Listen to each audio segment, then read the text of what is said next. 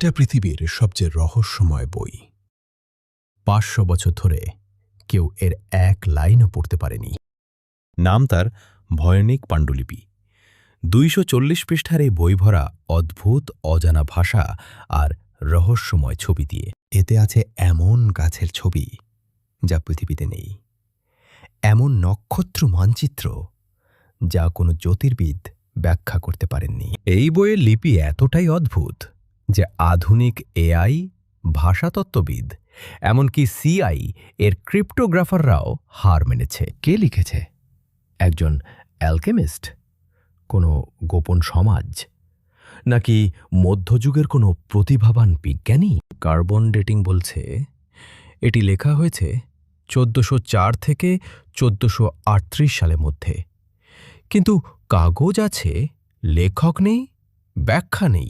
এটা কি কোনো হারানো বিজ্ঞান, ভিনগ্রহী ভাষা, নাকি কারো বুদ্ধিদীপ্ত প্রতারণা? 500 বছর ধরে পৃথিবীর সেরা মস্তিষ্করা ব্যর্থ।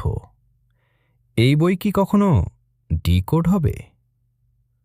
আপনার মতে ভয়নিক পাণ্ডুলিপির সত্যি রহস্য কি? কমেন্টে লিখুন।